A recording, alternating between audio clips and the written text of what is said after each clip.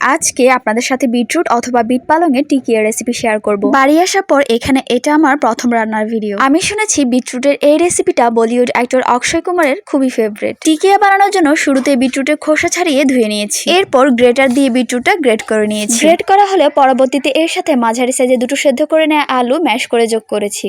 আরও দিয়েছি মাঝারি সাইজের একটা পেঁয়াজ কুচি, স্বাদ মতো লবণ, 1 টেবিল চামচ লাল মরিচ গুঁড়ো, 1 টেবিল চামচ জিরা ধনিয়া গুঁড়ো, 2 টেবিল চামচ আদা রসুন এবং গোলমরিচ বাটা, 1 কাপ পরিমাণ চালের গুঁড়া দিয়ে সবকিছু খুব ভালোভাবে মাখিয়ে নিয়েছি। মাখানো হলে একটু বেশি করে মিশ্রণটা নিয়ে টিকিয়া যেভাবে বানায় আমিও ঠিক একইভাবে বানিয়ে নিয়েছি, অর্থাৎ চ্যাপটা করে সবগুলো টিকিয়া একে একে বানিয়ে নিয়েছি। টিকিয়াগুলো বানানো হয়ে গেলে প্যানে কিছুটা তেল দিয়ে সবগুলো টিকিয়া একে একে ভাজার জন্য দিয়ে দিয়েছি। আপনারা চাইলে এই টিকিয়াগুলো ডুবো তেলেও ভেজে নিতে পারেন, তবে আমি যেহেতু কম তেলে ভেজে নিচ্ছি তাই এই ক্ষেত্রে চুলার জালটা একদম মিডিয়ামে রেখে টিকিয়াগুলো সময় নিয়ে ভেজে নিয়েছি। টিকিয়ার এক পাশ মুচমুচে করে ভেজে নেওয়া হলে অপর পাশ উল্টে দিয়েছি, আর এভাবে টিকিয়ার অপর পাশও একটু সময় নিয়ে মুচমুচে করে ভেজে নিয়েছি। টিকিয়ার দুপাশ মুচমুচে করে ভেজে নেওয়া হলে চুলা থেকে নামিয়ে নিয়েছি এবং এই টিকিয়াগুলো আমি সার্ভ করেছি টমেটো সসের সাথে। সত্যি বলতে বিটরুট অথবা বিট পালংয়ের এই টিকিয়া খেতে এক কথায় অসাধারণ।